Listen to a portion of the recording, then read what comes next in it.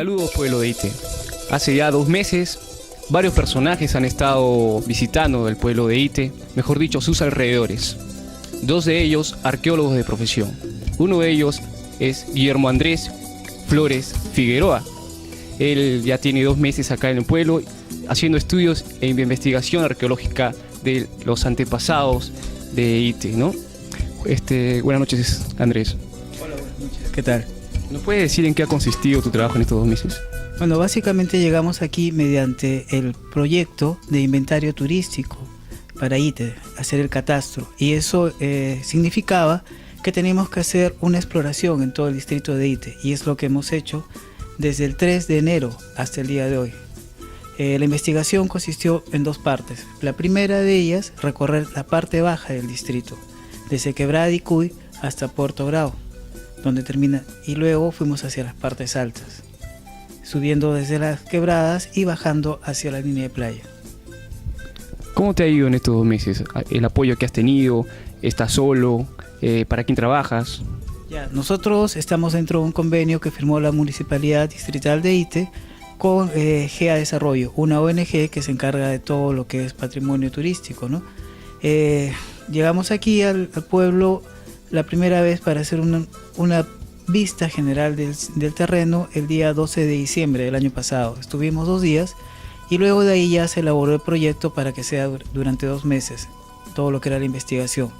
En cuanto a cómo me siento aquí en Ite, cómo me ha ido, me siento feliz. Mira, toda la gente súper amable, todos nos han colaborado y nos gustó mucho en el sentido de que muchas personas de Ite, entre ellos el señor que nos llevaba en la camioneta, Javier Flores, nos llevó y nos indicó algunos lugares que no se veían en las cartas. Nosotros, cuando comenzamos una investigación, hacemos todo un marco teórico que incluye desde uso de fotografías aéreas, fotografías satélite, bastante estudio bibliográfico, de historia. Los nombres de los sitios nos indicaban los lugares que tenemos que visitar, pero sin embargo hay algunos lugares que no aparecen en las cartas, ¿no? Y uno de ellos fue avisado por este señor Flores y consistió en un lugar inca, el más grande que se ha encontrado hasta ahora.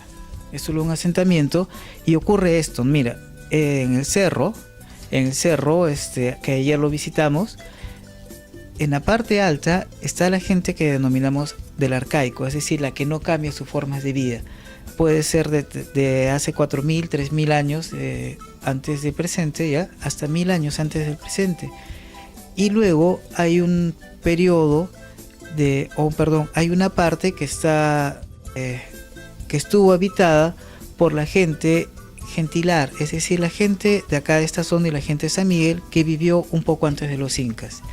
Llegan los incas y construyen sus casas sobre las de esta gente. Son pequeñas, son terrazas pequeñas realmente, no imagines que son grandes ciudades, solamente son terrazas pequeñas con restos de muros, ya bastante visibles, y lo que lo hace más grande es que es todo un complejo, no solamente de casas, sino también de terrazas agrícolas y de campos agrícolas. Eso lo hace grande realmente. ¿Nos podrías hablar un poco de lo que está en la mesa, los restos que tenemos? Ese es un pequeño ejemplo de algunas de las cosas, de los objetos que hemos encontrado a flor de tierra. Ite me ha sorprendido bastante.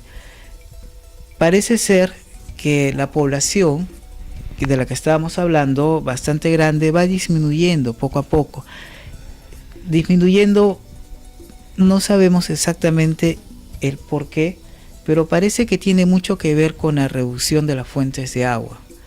Hay estudios para el departamento de Moquegua, el departamento de Arequipa, que hablan de cambios climáticos que producen grandes épocas de sequía, como lo que ocurrió en Puno para la época Tiwanaku, que por 200 años no llovió y el lago Titicaca prácticamente se secó, ¿no?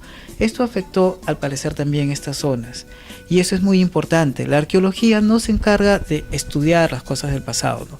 Sino para que queden así como un simple recuerdo, sino para prevenir posibles catástrofes que puedan ocurrir ahora. Ahora la población de Ite es básicamente agrícola y ganadera, y están extrayendo las aguas subterráneas que quedan, es lo que estoy viendo, ¿no? En gran parte. Entonces hay que tener mucho cuidado de no repetir el error que tuvieron nuestros antepasados, de no desertificar el desierto más de lo que es, sino controlar. Guillermo es un personaje muy simpático acá en el pueblo de Ite, ya que él es de religión judía, religión que solamente creo que es el único acá en el pueblo de Ite. Justamente tengo puesto yo un kipá, ¿no?, de su religión, que simboliza. En verdad es una señal, no es una indumentaria religiosa, solamente es significativa. Indica que al tener puesto esto tenemos a Dios sobre nuestra cabeza, entonces debemos tener mucho cuidado con nuestros actos. Muy bien, y debemos tener cuidado bastante también en poner las piezas que ha encontrado en los alrededores de Ite. Tenemos una pregunta, Guillermo.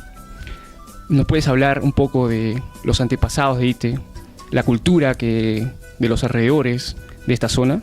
Ya, mira, acá básicamente en el distrito solo había un estudio bastante claro que se había hecho en un periodo de 6 años por una arqueóloga llamada Susan de France.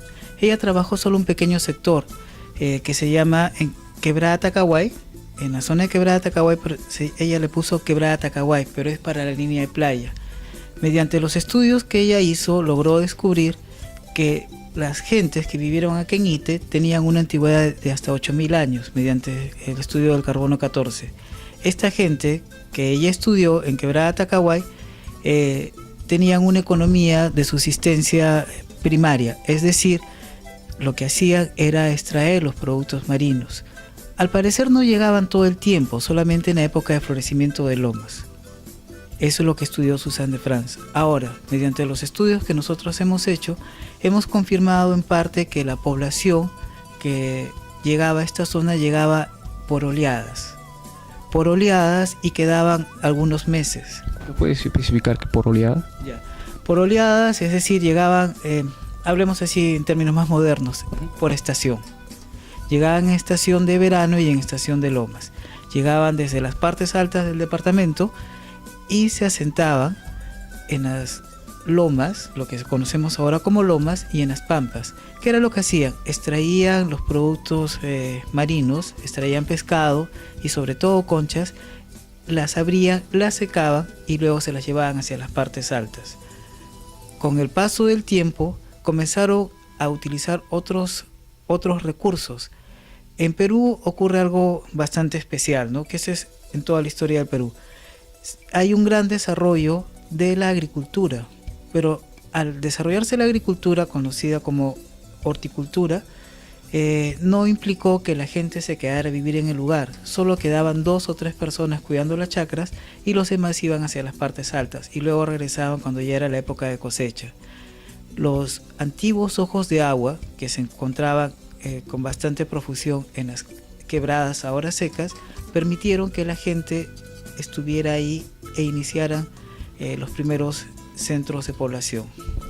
¿Lo que me está diciendo son hipótesis o está comprobado por lo que has encontrado? Ya, mira, nosotros estamos aún en un proceso de evaluación, pero dentro de lo que estamos viendo podemos ya decir con claridad que el distrito de Ite en general albergó una gran población, pero población estacional. Continuando con la entrevista, la interesante entrevista a Guillermo Andrés, él a continuación nos va a mostrar lo que ha encontrado en los alrededores de Ite. Explícanos, Guillermo. Bueno, lo que les quería explicar un poco y mostrar es la pervivencia de las formas de hacer cerámica. Les he hablado que aquí en Ite el desarrollo histórico, arqueológico, no es el mismo que se encuentra en el norte. Hay una pervivencia de las formas arcaicas. ¿Y qué son las formas arcaicas de cerámica? Estas que estamos viendo aquí. Por ejemplo, podemos ver acá claramente que esta cerámica imita las formas de una calabaza. Son las primeras formas cerámicas que se hacen. Esta cerámica posiblemente fue un cántaro, tenía cuello, como este pequeño, tenía un cuello, y era utilizado para guardar agua, enterrado sobre el piso, más o menos de esta manera, cuando no era transportado, casi como lo que estamos poniendo ahora acá.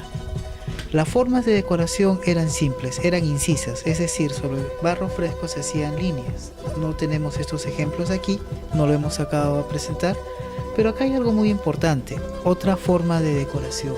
Los peruanos siempre han tenido un gusto especial por la decoración. Los colores y las formas siempre han estado presentes en todo el desarrollo cultural. Acá hay algo muy simple, pero muy hermoso. Sobre las primeras telas que se hacían de fibras vegetales, pusieron esta pieza cerámica que estaba fresca y quedó impresa la huella de la esterilla, que así se llamaba este tipo. Otra forma de decoración y bastante rara de encontrarles, déjenme decirles. Las ollas de esa época no eran como las actuales. Nuestras ollas actuales tienen cuello y tienen asas. Las ollas de esa época eran como esta pequeña olla, que se podía confundir con un plato, ¿no? Si se dan cuenta, es casi como una esfera, un poquito más cerrada y termina siendo una esfera, como un globo. Esta cerámica desgraciadamente, ha sido guaqueada por saqueadores de tumbas. Aquí podemos ver el agujero con el que probaron si había una tumba, es decir, la barreta con el fierro, y rompió esta cerámica. Un plato. Los platos de esa época, llamados chuvas, permanecen las formas exactamente iguales por 3000 años. Aún falta hacer muchos estudios. Hubiera sido muy importante encontrar estos hallazgos dentro de sus tumbas, para así, a través del carbono 14, poder datarlo con precisión. Exactamente, ¿en dónde has encontrado estos restos? Respondiendo a tu pregunta, quiero aún mantener en secreto los lugares donde han sido encontrados estos. Mucha gente piensa que va a saquear las tumbas, y va a encontrar oro, plata. No, la gente de Ite siempre ha sido gente que llegaba, como les repito, estacionalmente, y era gente pescadores, cazadores, recolectores o agricultores. No tenían objetos de oro, plata, y aunque tenían un gusto por la belleza, no son objetos artísticos que puedan ser comerciados dentro del mercado negro, que es algo ilegal, ¿no? Algo muy importante que quisiera que quede dentro de la población es que la gente que vive ahora está haciendo lo mismo que hacían nuestros antepasados: aprovechar los recursos naturales. Entonces, esa es la razón por la cual debemos considerarlos nuestros antepasados, no gente extraña a nosotros, sino nuestros antepasados.